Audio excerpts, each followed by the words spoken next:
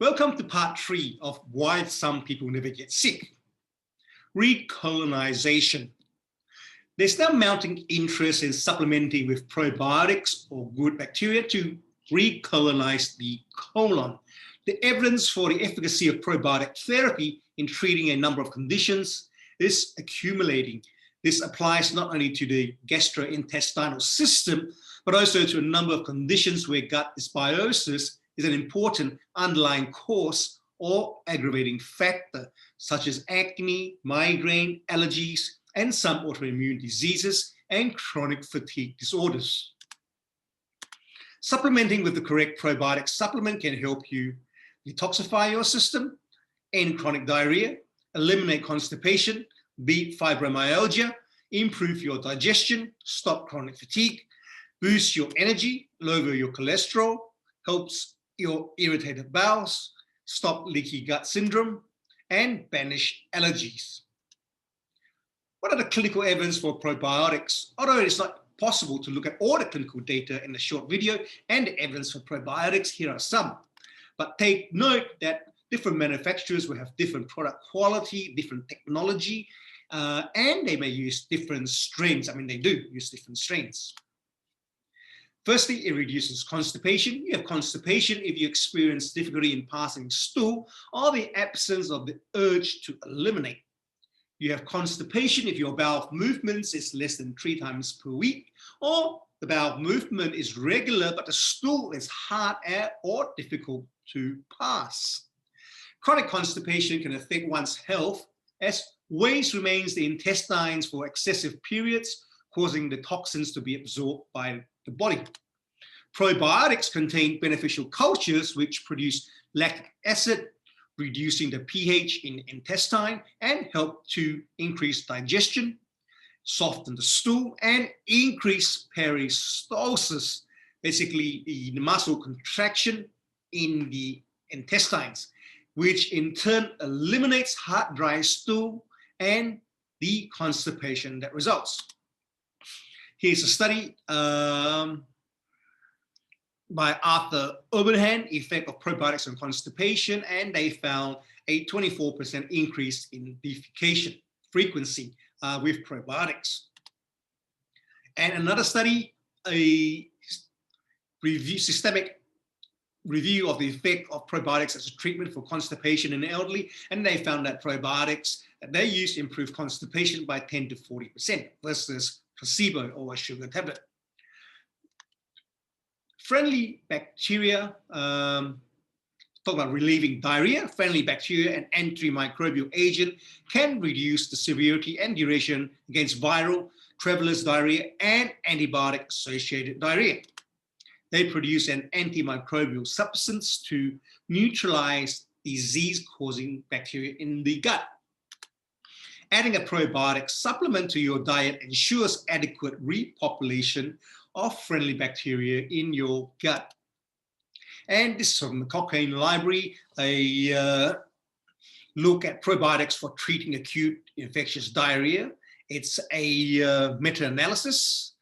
They included 63 different studies which met their inclusion criteria, and they looked at a total of 8,014 participants, and they concluded that probiotics reduced the duration of diarrhea, although the size of the effect varied considerably between studies.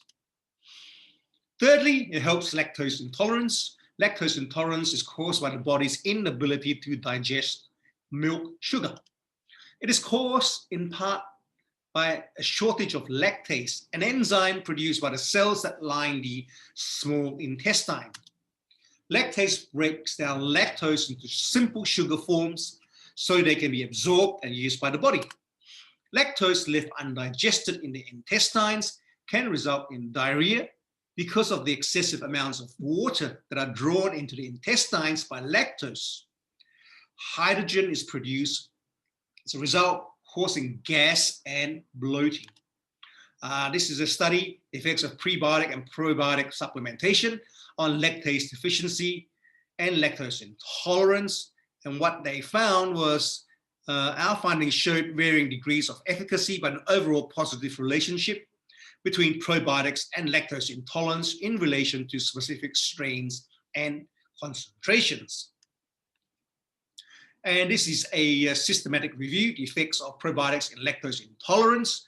As you can see in the bottom here, in this systematic review, the effectiveness of probiotics in the treatment of lactose intolerance was evaluated using 15 randomized double-blind studies.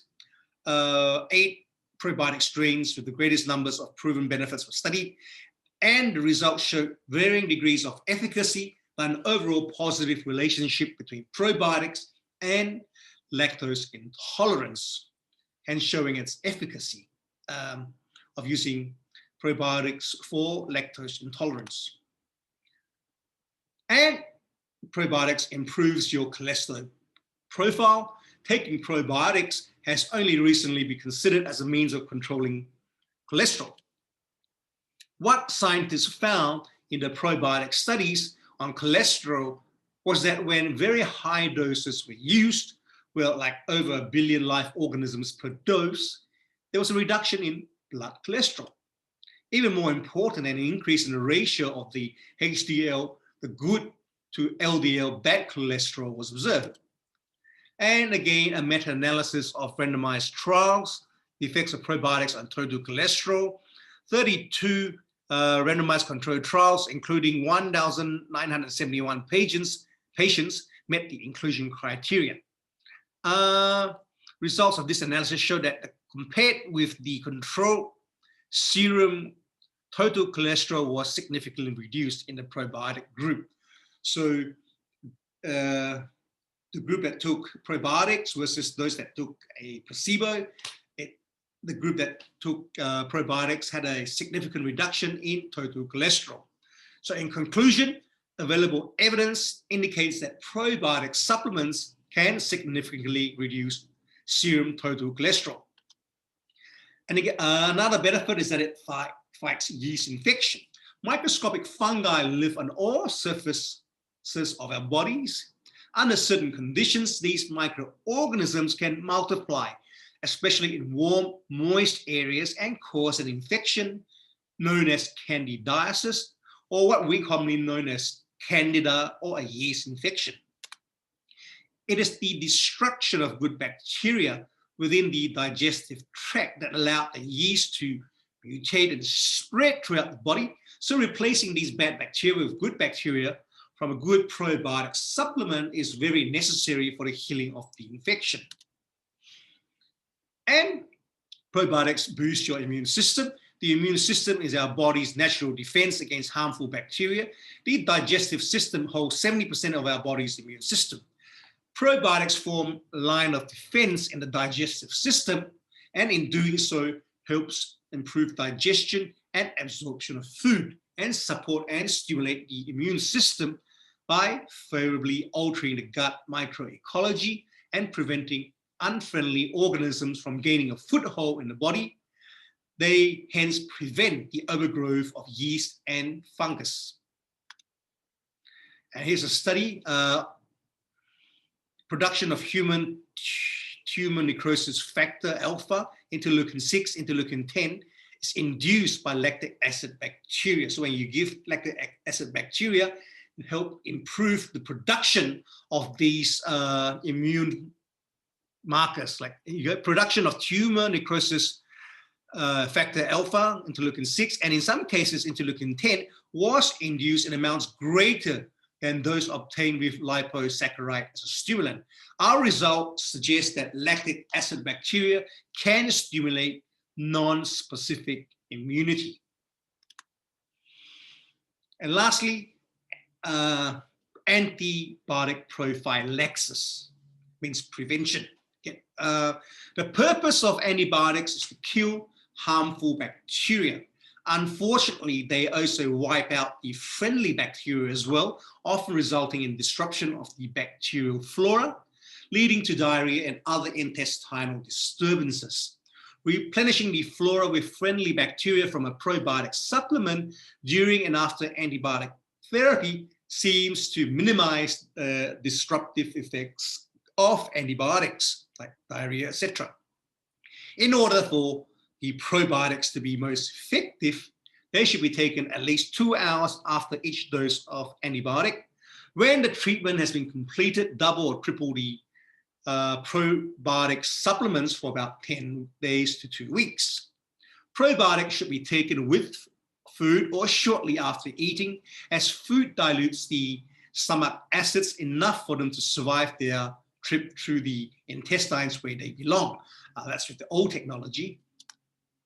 To study effect of lactic acid producing bacteria on the human intestinal microflora during ampicillin treatment, which is antibiotic. And it concludes, the volunteers receiving lactic acid producing bacteria were recolonized slightly faster than those having placebo.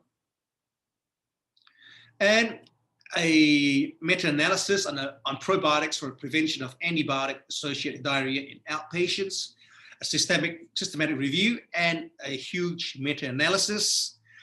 It reads, the pooled data found that antibiotic-associated diarrhea was present in 8% of the probiotic group, compared to 17.7% in the placebo group. That means the one taking the placebo. So it's like a huge reduction in antibiotic-associated diarrhea. And a meta-analysis of 10 trials reporting adverse events demonstrated that no significant difference in the incidence of adverse events between intervention and control group. So the probiotics didn't cause any side effects more than placebo. So it concludes that the results suggest that probiotic use may be beneficial in the prevention of antibiotic-associated diarrhea among outpatients. Furthermore, the use of probiotics appears safe. So in the next video, I'll be talking about prebiotics and probiotics. So thank you for listening. See you.